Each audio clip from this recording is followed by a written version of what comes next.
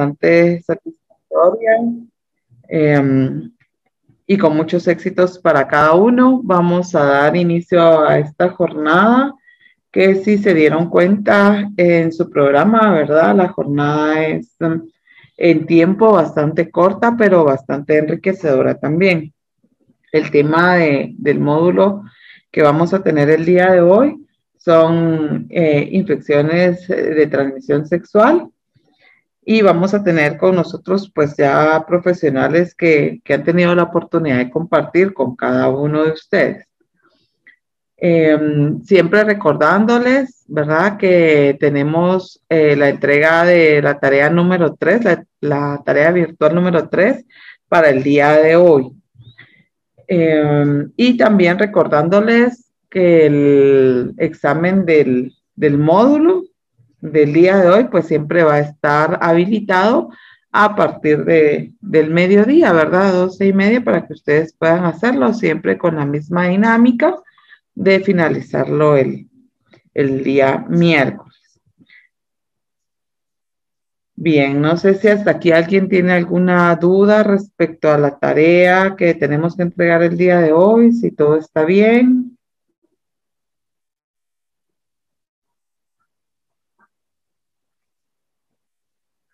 Bueno, entonces, pues también saludamos a los compañeros que son coordinadores de este diplomado, la licenciada Sabrina, la licenciada Suseli, el doctor Pinzón, que es el coordinador general, la licenciada Melrose, que es nuestra informática, y Leslie Pacheco, que es nuestra asistente administrativa, que siempre están ahí para asistirnos, a apoyarnos, ¿verdad?, en las dudas que tengamos.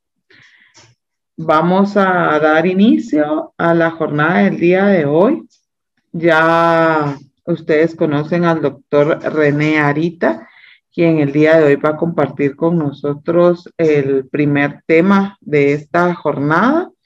Así que, pues, doctor Arita, si me escucha, le dejamos a usted la palabra. Este es su tiempo y le agradecemos por acompañarnos.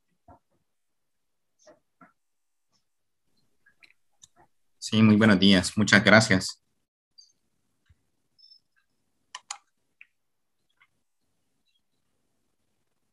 Solo pongo aquí la presentación. Ahí está. Bueno, tengan muy buenos días. Nada, vamos muchas gracias, pues, siempre agradeciendo por la invitación, por poder acompañarlos, ¿verdad? Como dijo la licenciada, este es un tema quizás una jornada un poco corta, pero sí tiene como mucho contenido. Entonces, vamos a tratar de ver ahora acerca del abordaje sindrómico de las infecciones de transmisión sexual. Sabemos que las infecciones de transmisión sexual nos han acompañado a lo largo de la historia de la humanidad, ¿verdad? Muchas veces hemos tenido, ¿verdad?, cuando se han presentado, que en alguna época, los años 1700, 1800, era considerada como un privilegio tener infecciones de transmisión sexual porque se formaba parte del comercio sexual, el bagaje que uno podría tener, el dinero, ¿verdad? Entonces daba estatus, incluso al igual que tuberculosis, ¿verdad? Porque se decía que era una persona que vivía mucho, ¿verdad? Entonces, eso vino cambiando, ¿verdad? Incluso hay personajes famosos que fallecieron de infecciones de transmisión sexual, ¿verdad? Como Niccolo Paganini, uno de los mejores, bueno, el mejor violinista de la historia, ¿verdad? Sabemos que falleció al parecer de una complicación de tuberculosis y sífilis terciaria, ¿verdad? Entonces, a lo largo de la historia nos han venido acompañando, y con el advenimiento de la terapia antibiótica, pues se hizo una revolución para el adecuado control. El problema es que no se ha logrado erradicar, ¿verdad? Porque siguen con nosotros y nos siguen acompañando, y ahorita, como vamos a ver, muchas tienen ya capacidades de resistencia importantes que debemos de dar un manejo adecuado. Pues ya para ir comenzando, sabemos que, como ya decíamos, están determinadas socioeconómicamente, ¿verdad? Entonces, por las condiciones y estilo de vida, tienen que ver con factores culturales, educativos, discriminación, ¿verdad? Visión consumista, la moda, etcétera. Todo está concatenado, interrelacionado para poder presentar infecciones de transmisión sexual. Muchas veces vemos que puede estar ligado ahora. Antes se creía que las personas que tenían mayor educación eran las que más tenían, porque tenían más bagaje cultural, ¿verdad? Entonces estaba ligada a las ITS. Ahora vemos que puede ser de que tenemos menos acceso a información porque tenemos muchas medidas de prevención, pueden estar más ligadas, ¿verdad? Entonces, sabemos que la prostitución, la violencia sexual, el alcoholismo, el tráfico de personas, entonces todo eso tiene, ¿verdad?, una implicación importante en la transmisión de las infecciones de transmisión sexual. Entonces, sabemos nosotros que ahora está muy, no es moda la palabra correcta, pero como muy en boga, ¿verdad?, el abordaje sindrómico de las ITS. ¿Por qué? Porque así nos permite a nosotros atender personas, ¿verdad?, especialmente en los entornos con dificultades de difícil diagnóstico, porque muchas veces no tenemos la capacidad para poder hacer diagnóstico discriminativo entre una y otra, porque como vamos a ver más adelante, la mayoría se pueden parecer y es difícil hacer un diagnóstico etiológico si no tenemos los medios adecuados. Entonces, ahora podemos hacer un abordaje sindrómico sin necesidad de tener resultados de laboratorio para poder dar un mejor abordaje a cada una de las diferentes infecciones de transmisión sexual. El objetivo que tenemos para hacer un abordaje sindrómico es, primero, pues siempre hacer un cambio de conducta, ¿verdad? Eso tiene que ser importante, ¿verdad? Cada vez que nosotros atendemos a una persona con una infección de transmisión sexual, es sumamente importante, ¿verdad?, el manejo multidisciplinario, como lo hemos venido diciendo en cada una de las charlas que hemos tenido, ¿verdad? Pero hacer un cambio de conducta. Si tengo muchas parejas sexuales, disminuir mi número de parejas sexuales, ¿verdad? Mejor uso de preservativo, etcétera, ¿verdad? Con esto, para reducir los riesgos de presentar nuevamente infecciones de transmisión sexual, como ya dijimos, el uso del preservativo, ¿verdad? Hacer un diagnóstico temprano de esta infección de transmisión sexual y, pues, lógicamente, un tratamiento temprano para así disminuir la transmisión, ¿verdad?, de este tipo de patologías. Entonces, ¿qué características debemos de tener? Pues debemos de clasificar el daño a los genitales, agrupar los principales síndromes para poder dar un abordaje adecuado. Podemos utilizar diferentes flujogramas clínicos para poder llegar al diagnóstico, como lo vamos a ver más adelante, dar un tratamiento farmacológico sindrómico basado en los microorganismos causales más frecuentes que se puedan presentar, ¿verdad? Y siempre todo esto acompañado de la consejería y la educación para reducción de riesgos. ¿Por qué? Porque eso nos va a evitar de que estos pacientes estén llegando nuevamente por una infección de transmisión sexual. Entonces, nuestra labor educativa nunca se nos debe de olvidar al momento de realizar la consulta. Y como les digo, por eso necesitamos un equipo multidisciplinario, porque muchas veces como médico no lo podemos hacer por el tiempo, ¿verdad? Etcétera. No estamos acostumbrados, nos da pena, el paciente tiene menos confianza con nosotros muchas veces porque siempre dicen el médico me va a regañar si le digo, ¿verdad?, que tengo una infección de transmisión sexual, etcétera. Pero es mejor hacerlo por un educador par, por un psicólogo, ¿verdad? Como les digo, el abordaje siempre debe de ser multidisciplinario. Entonces, ¿qué síndromes tenemos que buscar en nuestros pacientes con sospecha de infección de transmisión sexual? ¿Verdad? Entonces, la secreción uretral, como lo vamos a ver más adelante, el flujo vaginal, la úlcera genital, el dolor abdominal inferior o pélvico, la tumefacción genital, la verruga genital y los sectoparásitos. Todo esto nos van a ayudar para poder hacer un abordaje sindrómico, como les dije, sin necesidad de establecer, ¿verdad?, el agente causal. Si no podemos, si podemos, pues qué bien, lo enviamos, pero si no, como vamos a ver más adelante, pues lo podemos hacer de forma sindrómica basado en los diferentes algoritmos. Vamos a comenzar viendo, ¿verdad?, el abordaje de la secreción uretral, ¿verdad? Entonces, los síntomas más comunes que se van a presentar con esta, pues lógicamente la presencia de secreción uretral, ¿verdad?, el prurito, la disuria, la poliacuria, y muchas veces nos van a decir, mire, tengo fetidez, ¿verdad?, al orinar, ¿verdad?, o en la vagina, pero entonces sienten fetidez. Los signos, o lo que vamos a ver más frecuentemente, porque eso sí lo podemos ver en la consulta, es la secreción uretral, que muchas veces pueda que no sea visible, pero lo que tenemos que hacer siempre, por ejemplo, en el hombre es exprimir el pene para ver que salga la secreción, ¿verdad? Entonces, los agentes causales más comunes de este tipo de síndrome es Neisseria gonorrea, ¿verdad? La cabeza, Clamidia trachomatis, que sí lo podemos encontrar, Mycoplasma genitalis, Trichomona vaginalis y el Uroplasma urealyticum son todos los agentes que nos pueden dar este síndrome de secreción uretral.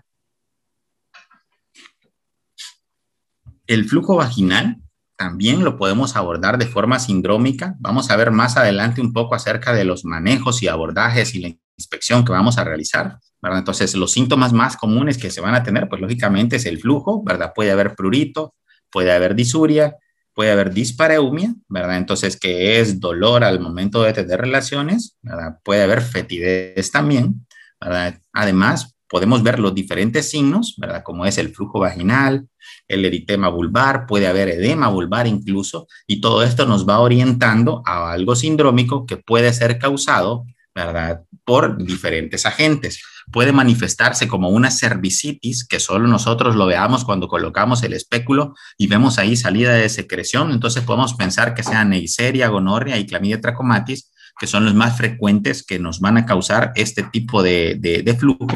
Puede ser que lo veamos a través de la vagina, que puede ser una vaginitis causado por Candida albicans o Trichomona vaginalis, ¿verdad? O puede ser ya una vaginosis bacteriana, que esto puede ser causado por Gardnerella vaginalis o Mycoplasma hominis. Entonces, todo esto es importante para poder orientar nuestro tratamiento. Cuando vemos la presencia de una úlcera genital, lo más común que nos va a referir este paciente es una úlcera que puede o no doler, ¿verdad? Entonces, esa es una característica importante para poder definir diagnóstico etiológico. Puede tener ardor, puede haber supuración, ¿verdad? En los signos más comunes o lo que vamos a ver es la presencia de una úlcera genital. Muchas veces el paciente, si la úlcera no duele, ¿verdad? Como puede ser con las úlceras sifilíticas, que generalmente son indoloras, ¿verdad? Entonces, el paciente ni siquiera los va a haber notado. Nosotros hacemos la exploración genital y vemos la presencia de la úlcera, pero muchas veces si no duele, el paciente a veces ni la nota que tiene la úlcera, ¿verdad? Y debemos buscar siempre adenopatías regionales cuando nosotros tengamos úlceras visibles. ¿Por qué? Porque eso nos va a ayudar para poder orientar nuestro tratamiento. ¿Cuáles son los agentes más comunes causantes de úlceras a nivel genital? El treponema pallidum, ¿verdad? El Haemophilus ducreyi, ¿verdad? Herpes simple, Clamidia trachomatis, que son los agentes más frecuentemente implicados por este tipo de etiología sindrómica. Cuando hablamos de dolor abdominal bajo o pélvico, pues lógicamente el síntoma más común va a ser el dolor pélvico, que puede también estar relacionado con dispareumia. Los signos más comunes puede haber flujo vaginal, dolor abdominal y dolor o puede ser solamente el dolor a la movilización del cuello uterino. Para eso, pues debemos de hacer un tacto vaginal, ¿verdad? Entonces, todo esto es importante para poder tener un diagnóstico etiológico y los agentes más comunes causales del dolor abdominal bajo o pélvico son Neisseria gonorrea, Clamidia trachomatis, las bacterias, el grupo de bacterias, los anaerobios, o puede ser una colonización mixta de diferentes bacterias que puedan estar causando la presencia de dolor abdominal pélvico. Como ustedes pueden ver, muchas veces se repiten, ¿verdad? Entonces, no es que es específico, pero se repiten los agentes causales. Y esto pues nos va a ayudar para poder hacer un diagnóstico sindrómico y el tratamiento sindrómico adecuado. La inflamación escrotal, que lo que vamos a ver como síntomas más comunes, el dolor o el edema escrotal que se pueda presentar a nivel testicular. Signos más comunes es inflamación del escroto y los agentes causales más frecuentes, Neisseria gonorrea y Clamidia trachomatis. Podemos evidenciar también la tumefacción inguinal. Aquí lo que vemos nada más es una linfadenopatía dolorosa inguinal. Puede estar o no asociada con úlcera, puede haber secreción o no del área donde se formó la adenopatía o el ganglio que está inflamado. Los signos más comunes o lo que vamos a ver, puede haber presencia de absceso, puede haber fístula o solamente puede ser la linfadenopatía la que nosotros observemos a nivel inguinal. Los agentes más comúnmente asociados para esto, Clamidia trachomatis, Treponema pallidum y Haemophilus ducreyi, que son los agentes más frecuentes. Y la verruga genital, ya las vimos, creo yo, en la clase anterior, si no mal recuerdo, cuando hablamos acerca de las infecciones virales.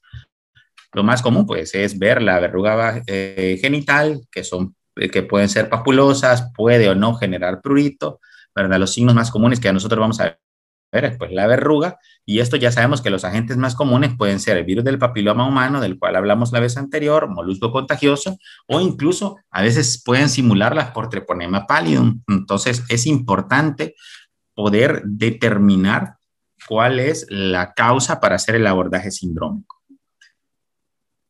Lo último, los ectoparásitos, que dentro de los síntomas más comunes podemos ver prurito o la visualización del parásito en sí. Los signos más comunes, que puede haber señales de rascado, pápulas o eritema, cuando muchas veces no vemos el parásito.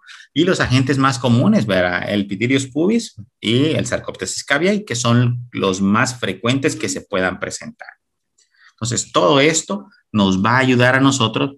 ¿Por qué? Porque vemos de que en la mayoría de situaciones los agentes causales son similares o son los mismos, que nos puedan presentar diferentes síndromes, y el abordaje y el tratamiento puede ser de forma similar.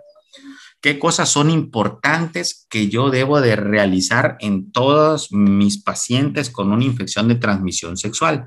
Pues lógicamente debo de determinar el sexo. No son iguales las infecciones de transmisión sexual en el hombre como en la mujer, ¿verdad? Sabemos que van a existir múltiples diferencias. El hombre generalmente es muy raro que tenga infecciones del tracto urinario a repetición, porque su uretra es más larga. En cambio, la uretra de la mujer es más corta, puede tener más infecciones del tracto urinario, y nos debe de hacer sospechar, todo hombre con una infección del tracto urinario nos debe de hacer sospechar que puede ser una infección de transmisión sexual. Debemos de saber la edad, porque sabemos los riesgos. A menor edad hay más riesgo de transmisión sexual. Bueno, edades adolescentes, ¿verdad? Entonces, de adolescentes, adultos jóvenes tienen mayor riesgo porque su actividad sexual es mayor. El estado familiar, si es soltero, si es casado, ¿verdad? Tenemos que ver las parejas sexuales que tiene, la ocupación o el trabajo, ¿verdad? ¿Por qué? Porque es importante documentarlo y ver los riesgos, ¿verdad? A veces nos dicen, mire, no tiene riesgo, ¿verdad? Pero es motorista o piloto, dicen por acá, ¿verdad? Entonces, piloto de autobuses. Sabemos de que ellos pueden tener varias parejas sexuales, tienen una en el punto de llegada, otra en las diferentes paradas del autobús. Entonces es importante saber la educación, ¿verdad? La orientación sexual también es importante. ¿Por qué? Porque muchas veces se nos olvida revisar la región anal y solamente revisamos la región genital y no revisamos la región anal, y es sumamente importante hacerlo. Y la identidad de género que se pueda presentar, que también es importante documentarlo en nuestra historia clínica. Entonces, ¿qué cosas debemos de buscar? Siempre cuando tengamos una ITS a nivel de la boca, debemos de ver si hay placas blanquecinas, úlceras o vesículas. Siempre debemos de revisar la boca. Debemos de revisar si hay adenopatías cervicales, occipitales o retroauriculares, si hay rash o erupción cutánea. Como vamos a ver más adelante, hay muchas patologías de infección de transmisión sexual que nos pueden dar rash o erupción cutánea. En la región axilar o inguinal, siempre buscar adenopatías o bubones, ¿verdad? En miembros superiores o inferiores, buscar erupción cutánea, palmas de las manos, plantas de los pies. Es importante revisarlos cuando tenemos una infección de transmisión sexual. En la faringe, si hay inflamación, ¿verdad? Entonces puede necesitar una evaluación hasta por otorrino cuando tiene alteraciones en la voz que no las tenía previamente. En el pene, revisar el prepucio, el glande, el meato urinario. Muchas veces solo vemos el pene por encima, ¿verdad? Pero cuando lo descubrimos, vemos que puede haber úlceras, verrugas, vesículas, si hay alteraciones en el color, que todo eso es sumamente importante. A nivel escrotal, ¿verdad? Revisar los testículos, tocar los cordones espermáticos, el epidídimo, que son cosas importantes para ver si hay dolor a la palpación, si hay irregularidades, edemas, engrosamiento, ver la posición del testículo, etcétera. Entonces, todo eso es vital para el abordaje de las infecciones de transmisión sexual. como les decía, un área que siempre se nos olvida revisar por pena o por respeto a las personas que llegan, ¿verdad? El área perineal y el ano, pero hemos encontrado úlceras, verrugas, vesículas, exudados o erosiones que se puedan presentar. Revisar la vulva y las comisuras intralabiales, ¿verdad? Y las perivulvares, para igual buscando las úlceras o verrugas. Y los órganos genitales internos en la mujer es sumamente importante, ¿verdad? Hacer un tacto bimanual para verificar si hay dolor a la movilización del cuello, como ya lo vimos, si hay aumento de secreción, si hay un cambio en la forma o tamaño del útero. Entonces, todo eso es importante para tener un adecuado abordaje de nuestras infecciones de transmisión sexual. Vamos a hablar de algunas de ellas, de las más frecuentes. No los vamos a hacer como en profundidad, pero sí vamos a ver varias situaciones importantes que quiero que nos llevemos esta mañana. Vamos a hablar primero de la gonorrea, ¿verdad? El agente causal, ya sabemos, es Neisseria gonorrea, ¿verdad? Entonces, su periodo de incubación puede ir desde los 2 a los 7 días posterior a haber tenido una relación sexual de riesgo.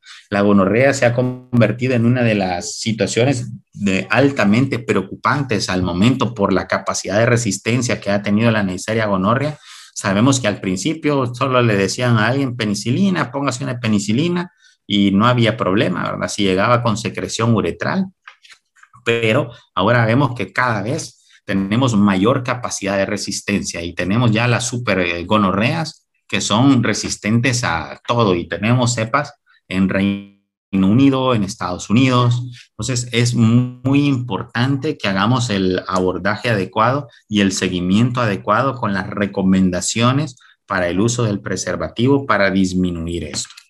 Las manifestaciones clínicas que vamos a ver van a ser variadas. En el hombre puede manifestarse como uretritis, puede haber secreción uretral purulenta y profusa, disuria, o se puede comportar como una prostatitis o una epididimitis. Entonces, es importante la evaluación tanto de próstata como a nivel testicular en los hombres que nosotros sospechemos que pueda tener una gonorrea. Y esto, pues, nos va a variar en el abordaje y en el seguimiento que va a tener nuestro paciente. En la mujer se puede manifestar como uretritis, secreción purulenta, disuria, poliuria, puede haber urgencia urinaria o en forma crónica ya se puede presentar salpingitis o enfermedad pélvica inflamatoria. Incluso la gonorrea tiene la característica de que se puede diseminar dando fiebres, artralgia, rash, ¿verdad? Tenosinovitis, conjuntivitis, cuando se hace de forma diseminada. Igual en las artritis sépticas, si tenemos un paciente joven con artritis séptica sin factores de riesgo, pensemos que puede ser Neisseria gonorrea el agente causal. ¿Qué caso va a ser sospechoso? Toda persona que presente una secreción purulenta, espesa a través de la uretra, ¿verdad? Vaginal o masculina, ¿verdad? Puede ser también secreción o secreción anal u oral, como lo vemos ahora por el sexo oral, que también es importante revisar. Por eso hablábamos de revisar la cavidad oral. Y los casos confirmados va a ser todo caso sospechoso donde se detectan en el análisis de Gram diplococos gram negativos, intracelulares y extracelulares, o que se aíslen un cultivo de la Neisseria gonorrea con sensibilidad, que ahora es importante a las secreciones, deberíamos de mandarles cultivo para saber si es resistente o no, o mediante la técnica de PCR, los famosos paneles, ¿verdad?, que son técnicas de PCR que nos pueden ser multidiagnóstico y nos van a servir para confirmar un caso de Neisseria gonorrea o de gonorrea, perdón.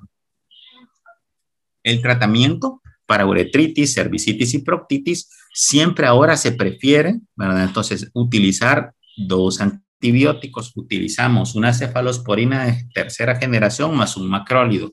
La dosis que nos recomiendan, ¿verdad?, para esto son 250 miligramos intramuscular, dosis única, más acitromicina, 1 gramo, ¿verdad?, nada más, dosis única.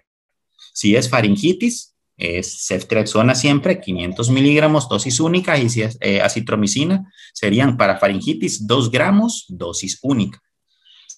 Si es una infección gonocócica diseminada, sería ceftriaxona, ¿verdad?, 1 gramo, ¿verdad?, cada 24 horas por 7 a 14 días que se puede implementar, y acitromicina, 1 gramo en dosis única. Entonces, es importante el abordaje y nos cambia cuando nosotros hacemos la identificación en diferentes regiones. Entonces, por eso es importante el examen físico de nuestros pacientes con infección por transmisión, de infecciones de transmisión sexual.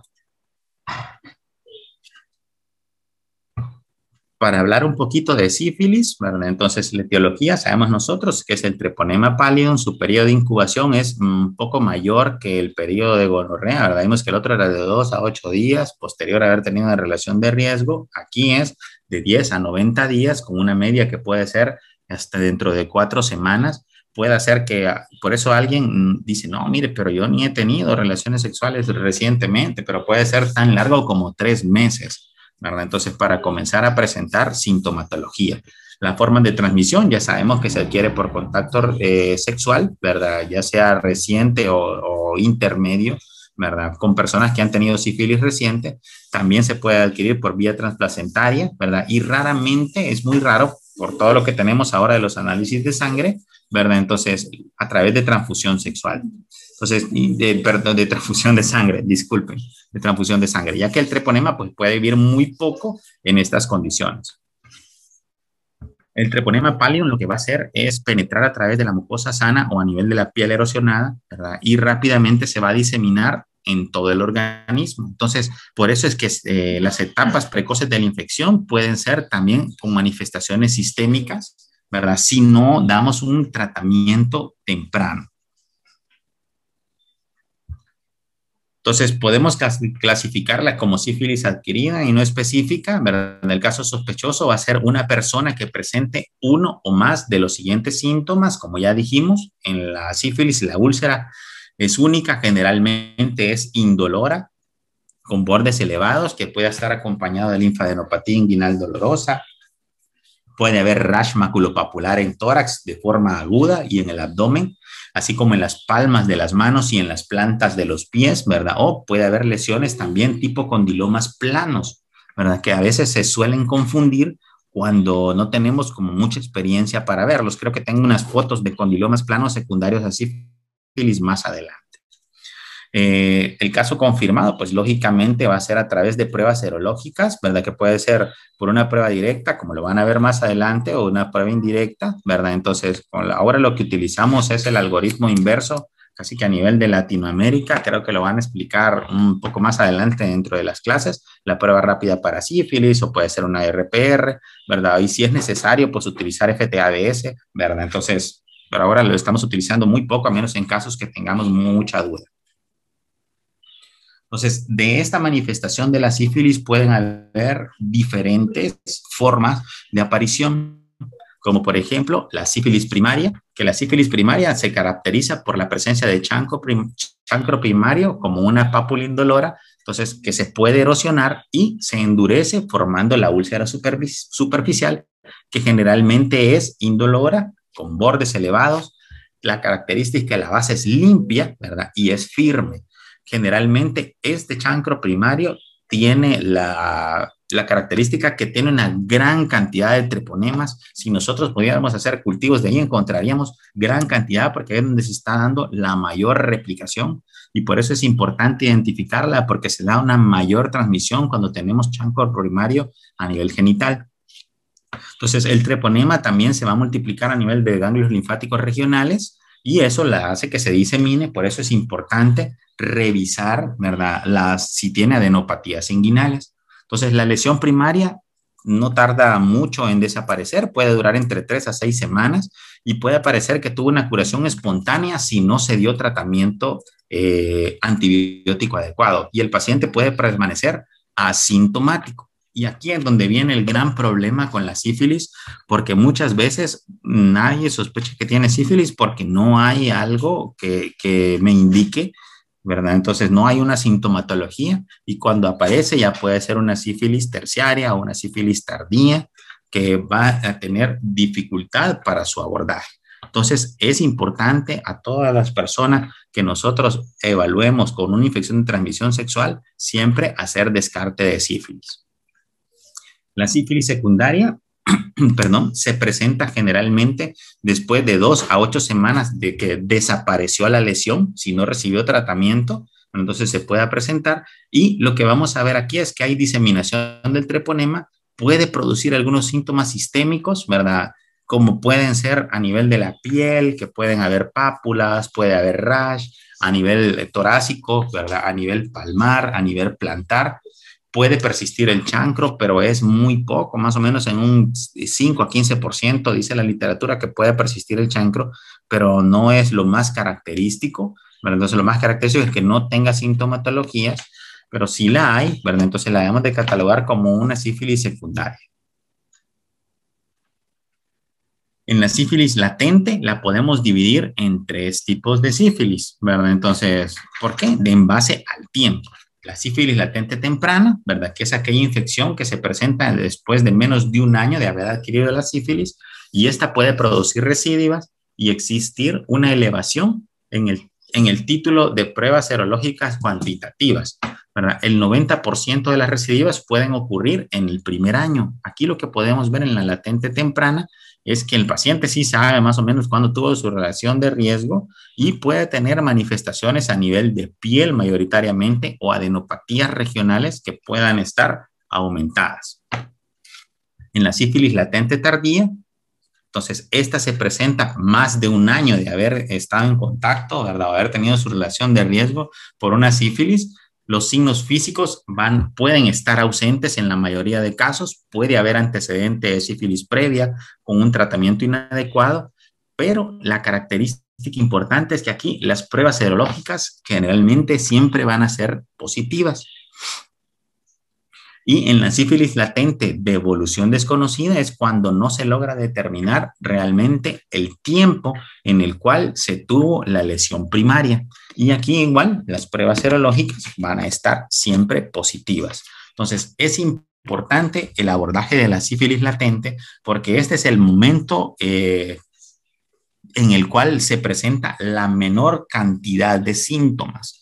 Al tener la menor cantidad de síntomas, debemos de hacer un tamizaje a nuestros pacientes que tienen múltiples parejas sexuales, a nuestros pacientes que llegan con infecciones, con otro tipo de infecciones de transmisión sexual. Siempre es importante tamizar para sífilis. Como lo vamos a ver más adelante, vamos a ver el diagnóstico, como les decía, a través del algoritmo inverso. ¿Qué es lo que hacemos? ¿Qué es lo que hacemos? Es enviar una prueba, ¿verdad? Rápida para sífilis, que es una prueba directa, ¿verdad? Entonces, o treponémica, ¿verdad? Y luego hacemos la prueba serológica, que es una prueba indirecta, ¿verdad? O no treponémica, para poder establecer el diagnóstico, como lo van a explicar en las siguientes clases.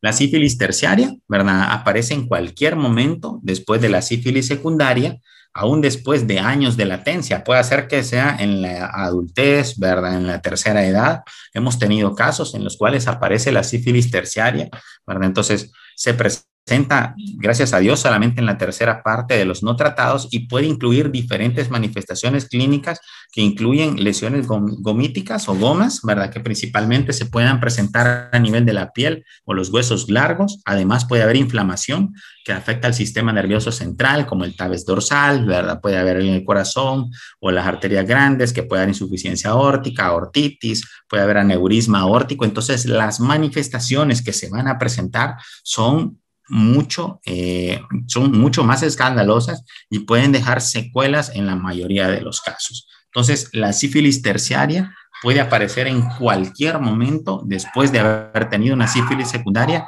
que no se trató o que fue maltratada. Aquí nada más, perdón, que creí que se miraba mejor este algoritmo que me gustó mucho, ¿verdad? Entonces, ¿por qué? Porque aquí lo que vamos a ver es la exposición, que ya vimos, la incubación puede ser hasta de 90 días, hasta 3 meses. Pues tenemos la sífilis primaria, que es la formación del chancro, ¿verdad? Entonces, si no se da un tratamiento adecuado, ¿verdad? 4 a 10 semanas tras la aparición del chancro, desaparece, puede haber resolución del cuadro, puede presentarse la sífilis secundaria. Esta puede darme recurrencia, ya sea como una sífilis latente precoz o una sífilis latente tardía o desconocida, como lo vimos nosotros más adelante, la precoz cuando tiene menos de un año, la latente tardía más de un año y la desconocida, pues no sabemos cuándo fue que tuvo el contacto con la sífilis, y la sífilis terciaria, que puede darme manifestaciones cardiovasculares o lesiones gomatosas, que puede ser hasta un 15%, que esta tiene la característica de no ser contagiosa Ya aquí ya no va a contagiarse porque ya los treponemas se aíslan específicamente en un área, ¿verdad? Y puede presentarse también como manifestaciones de neurosífilis, que puede cursar asintomática, pero cuando se presenta sintomática puede haber meningitis, neuritis craneal, afectación ocular, enfermedad meningovascular, etcétera, o puede ser de forma tardía, como una paresia generalizada o un tabes dorsal, en la cual debemos de sospecharla y el tratamiento o el abordaje va a ser diferente. Entonces vemos que la sífilis todavía sigue siendo un dolor de cabeza para su diagnóstico y su abordaje cuando se presenta de forma tardía. Los tratamientos que mayoritariamente vamos a utilizar para sífilis primaria puede ser como primera opción penicilina benzatínica, 2.4 millones de unidades en dosis única. La primaria, como ya nosotros lo vimos, es cuando vemos el chancro sifilítico, vemos la adenopatía que se pueda presentar, ¿verdad? O las manifestaciones en piel que la vamos a catalogar como primaria, ¿verdad? Si es alérgico a penicilina, podemos utilizar doxiciclina, 100 miligramos cada 12 horas por 14 días. ¿Verdad? Y la sífilis secundaria, el tratamiento es similar, ¿verdad? Penicilina benzatínica, 2.4 millones de unidades intramuscular en dosis única, que ya vimos la secundaria es después de haber tenido un año de manifestación, ¿verdad? La doxiciclina también la podemos utilizar, la misma dosis, 100 cada 12 horas por 14 días, cuando son alérgicos a penicilina o por alguna razón no tenemos penicilina. Con la sífilis latente ya nos cambia el abordaje. ¿Por qué? Porque puede ser, como ya dijimos, de evolución de tiempo desconocido, puede ser una temprana, puede ser una tardía, pero aquí lo que vamos a utilizar siempre es penicilina benzatínica, 2.4 millones de unidades cada semana por 3 semanas. O podemos utilizar doxiciclina, ¿verdad? 100 miligramos cada 12 horas, pero aquí ya el tiempo lo vamos a duplicar porque va a ser por 28 días. Y para la neurosífilis utilizamos penicilina G de 3 a 4 millones de unidades endovenosos cada 4 horas por 10 a 14 días. O podemos utilizar también ceftriaxona, 2 gramos al día por 14 días o 2 gramos cada 12. En algunas revisiones lo he encontrado como 2 gramos al día y en otro como 2 gramos cada 12 horas por 14 días. El hecho de darlo 2 gramos cada 12 horas es para mantener constante las concentraciones del medicamento y mantener constante la concentración mínima inhibitoria a nivel meningio, ¿verdad? Pero es importante que nosotros hagamos la diferenciación de cada una de las sífilis que se puedan presentar para así poder dar un abordaje adecuado. Otra que vamos a ver también de forma rápida, el linfogranuloma venéreo, ¿verdad? Entonces sabemos que la etiología es Clamidia trachomatis, ¿verdad? Hay diferentes serotipos, desde el 1 al 3. El periodo de incubación puede ir desde 5 hasta 21 días y las manifestaciones clínicas, como su nombre lo dice, puede ser también, y esto nos puede dar confusión con sífilis porque puede ser una úlcera genital o pápula en el sitio donde se inocula, y puede pasar a veces desapercibida, pero esta tiene la característica que generalmente sí duele. Esta úlcera sí duele, pero la lesión desaparece de forma rápida. Entonces, la infección se puede diseminar ya que llega a ganglios linfáticos y nos da pues las linfadenopatías. Entre 1 a 4 semanas después de que se presentó la linfadenopatía, bueno, entonces se puede incluso dar tendencia a fusionar y drenarse y generar una fístula o un absceso que esté drenando. Y en mujeres el drenaje linfático genital se puede dirigir hacia las glándulas perirectales y dar la impresión de una fístula. Entonces pueden haber también lesiones anales que puede presentarse como proctitis, puede haber tenesmo, flujo sanguíneo purulento, dolor, constipación, que a veces se pueda confundir con hemorroides y puede complicarse con fístulas anales y rectovaginales o infecciones bacterianas secundarias que nos puedan presentar por el hecho de tener la úlcera a nivel de la adenopatía. Entonces, el sospechoso es toda persona que presente los síntomas que ya dijimos, una pápula, úlcera dolorosa en la región genital, que puede tener adenopatía inguinal, uni o bilateral, o puede tener síndrome anogenital como proctocolitis, destrucción del tabique rectal, la presencia de fístula, etc. el tratamiento, ¿verdad? Aquí generalmente no hacemos mucho diagnóstico etiológico, si lo podemos enviar, ¿verdad? Ya sea por una PCR o un cultivo, pues está bien. Si no tenemos los medios para hacerlo, ¿verdad? Lo hacemos, como ya dijimos, por el algoritmo, ¿verdad? Como linfogranuloma venéreo. Aquí nos vamos a centrar en el tratamiento en adultos y adolescentes. El tratamiento es doxiciclina, pero sí son 100 miligramos cada 12 horas por 21 días, o podemos utilizar claritromicina, 500 miligramos vía oral cada 12 horas por 21 días igual, ¿verdad? E incluso podemos utilizar tratamiento profiláctico, pero para el recién nacido, cuando tenemos en las mujeres embarazadas que van a tener su bebé, ¿verdad? Entonces, y tienen su bebé por vía del parto vaginal, que lo ideal debería de ser por una cesárea, pero podemos dar tratamiento profiláctico tanto a la madre como al niño, que sería acitromicina, para el niño 20 miligramos por kilo al día por 3 días, y para la madre serían 100 miligramos de doxiciclina cada 12 horas por 3 días. ¿Verdad? Entonces, esto con el objeto, ¿verdad? Entonces, esto con el objeto de poder evitar la presencia de esta bacteria a nivel del recién nacido.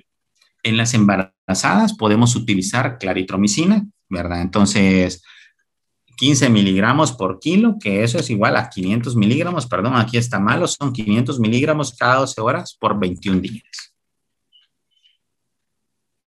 Y no nos da problemas con el embarazo. Ya para ir más o menos casi creo que terminando, me parece, ¿verdad? Entonces vamos a hablar de vaginosis bacteriana, una causa muy frecuente de consulta. La etiología generalmente es Gardnerella vaginalis o Mycoplasma hominis, puede haber también acompañada de bacterias anaerobias. Las manifestaciones clínicas en sí realmente no se considera tanto como una ITS, pero hay que evaluar siempre las prácticas sexuales de riesgo. Muchas veces tenemos de que puede haber muchas veces tenemos que puede haber prácticas sexuales de penetración anal primero y luego una penetración vaginal con el mismo preservativo sin cambiarlo, ¿verdad? O sin preservativo. Entonces, eso nos aumenta el riesgo de estar teniendo vaginosis a repetición. Entonces, aquí puede también ser debida a que puede haber una alteración a nivel del pH vaginal, y eso pues modifica el equilibrio bacteriano normal de la vagina, y eso pues lógicamente sabemos que va a aumentar el riesgo para tener ciertas infecciones bacterianas. Lo que vamos a ver, la secreción es diferente a la de Cándida. La de Cándida es blanquecina, aquí es una secreción grisácea, puede ser incluso de color verdoso, amarillento, ¿verdad? Generalmente es poca, pero el olor, ¿verdad? Entonces es como generalmente lo describen como un olor a lejía o como olor a semen, ¿verdad? Entonces, que generalmente se presenta posterior al coito, lo que va a haber de este tipo de secreción huele como a lejía, ¿verdad? Entonces, puede haber prurito y puede haber ardor y dolor, ¿verdad? Con dispareunia. Entonces, esas son las características principales que vamos a ver en una vaginosis bacteriana. Entonces, el caso sospechoso, toda paciente que presente 2 o más de los signos como descarga vaginal de color amarillento, puede ser secreción profusa o escasa, ¿verdad? Con olor fétido, que puede ser, como les digo, un olor como a lejía, y en el hombre generalmente esta infección o vaginosis es asintomática, pero se prefiere siempre que tengamos una vaginosis bacteriana tratar tanto a la mujer como a su pareja. Entonces, en niñas y adolescentes afectadas por violación o por vida sexual activa, entonces pueden tener algunos de estos síntomas descritos. Entonces, es importante revisar si ha tenido o no, ¿verdad?, una agresión sexual. Entonces, es vital el abordaje, como ya decimos, multidisciplinario para valorar si una niña llega con esto, pues generalmente pensemos que puede ser un ABS o un abuso sexual. Los regímenes de tratamiento, ¿verdad?, para adultos y adolescentes generalmente se recuerdan que teníamos bacterias anaerobias muy frecuentemente, Gardnerella, ¿verdad?, que también es de las más frecuentes. El tratamiento va a ser metronidazol, 500 miligramos cada 12 horas por 7 días. También podemos utilizar regímenes alternativos como clindamicina, ya sea en cápsula, perdón, que viene de 300 miligramos cada 12 horas, igual por 7 días. O tenemos también en gel, clindamicina, ¿verdad? El 2%, que se aplica 5 gramos, ¿verdad? Intravaginal por 5 días, o metronidazol también en gel, que se va a aplicar igual 5 gramos intravaginal por 5 días. Igual en el embarazo, dependiendo si ya estamos después del primer trimestre, podemos utilizar metronidazol, 500 miligramos cada 12 horas por 7 días. Incluso podemos utilizar el gel de clindamicina o el gel de metronidazol o clindamicina oral, las mismas dosis, sin necesidad de modificación. Aquí nada más para que veamos los síntomas de gonorrea en hombres y mujeres. Como podemos ver la primera imagen, ¿verdad? La faringe. Tenemos muchas veces, hemos tenido que nos llegan así y son faringe. No, nos dice, una faringitis purulenta. Dejamos penicilina, no mejora, vuelve a consultar, ¿verdad? Entonces ya está consultando porque no mejora. Pensemos que puede ser, ¿verdad? Una faringitis secundaria Neisseria gonorrea. En hombres, como ya vimos, la secreción a través del pene, que lo que decíamos, lo tenemos que escurrir muchas veces para que salga la secreción. En mujeres, ¿verdad? Entonces tenemos aquí la salida de secreción a nivel de los labios menores. En cuanto a sífilis, podemos ver la presencia, aquí casi no se ve la presencia de la úlcera, ¿verdad? Que aquí sí se ve un poquito más, que generalmente, como dijimos, el centro es limpio, con bordes elevados, indolora. Puede haber el aparecimiento de rash en sífilis secundaria, que puede abarcar tanto el tronco como las palmas de las manos o las plantas de los pies. Aquí presentamos algunas lesiones que puedan ser características. En el linfogranuloma venéreo, como habíamos dicho, diagnóstico diferencial también de sífilis, porque lo que vemos es la úlcera y la adenopatía regional, que generalmente puede fistulizar, incluso en mujeres. Aquí tenemos que fistulizó, ¿verdad?, la región perineal, la misma lesión, que es mucho más frecuente en mujeres que fistulice a nivel perineal. Las lesiones por herpes, que las vimos la vez anterior, ¿verdad? Que no solo se puede presentar así, no podemos discriminar, como ya dijimos la vez anterior, que sea herpes 1 o herpes 2 por las prácticas sexuales, ¿verdad? Igual aquí no podemos discriminarlo si sea herpes 1 o herpes 2, pero se pueden presentar incluso en inmunocomprometidos, como ya vimos, como úlcera, como una lesión ulcerosa o en forma de quemadura. Y ahora no hablamos tampoco igual de condilomas, pero sí lo vimos la vez anterior, y aquí podemos ver una serie de condilomas a nivel de piel, a nivel anal, ¿verdad? Entonces, a nivel de cavidad oral, etcétera, ¿verdad? Entonces, siempre debemos de hacer una inspección, porque muchas veces no los vamos a buscar y no los encontramos, y el paciente por pena a veces no nos dice que tiene un condiloma, y es importante para dar un abordaje adecuado. Creo que esta era la última, ¿verdad? Ya sabemos nosotros que lo principal es la prevención, ¿verdad? Esta foto me gusta mucho, primero pues porque estamos hablando de prevención, y qué mejor prevención que el uso del preservativo. Siempre debemos de incentivar el uso del preservativo. Y la otra razón es porque desde esta fecha comencé yo a trabajar en VIH desde el 2009. Entonces ya llevo un poquito de tiempo ya trabajando en VIH, y pues es una de las cosas que me gusta hacer. Así que no sé si tienen preguntas, comentarios, quejas, reclamos. Gracias, doctora Arita. Sumamente interesante su presentación. Si hay alguna pregunta específica para el doctor Arita, por favor, siéntanse en la libertad de abrir sus micrófonos y expresarla, y de igualmente, pues, en el chat también tenemos el espacio para, ¿verdad?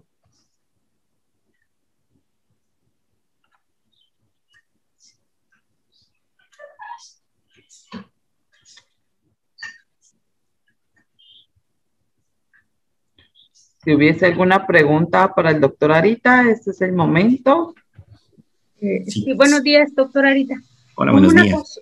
Con una consulta. En el caso de una paciente embarazada, ya nos explicó usted que sí se da la infección porque traspasa la placenta, pero ¿se da el tratamiento en las pacientes embarazadas, digamos, en el primer trimestre del embarazo? Generalmente no, porque las lesiones, como le digo, estas, bueno, depende, perdón, disculpe. La respuesta ideal sería depende. ¿Por qué? Porque va a depender del tipo de infección de transmisión sexual que nosotros estamos abordando. Por ejemplo, si estamos hablando de sífilis, tenemos que dar tratamiento.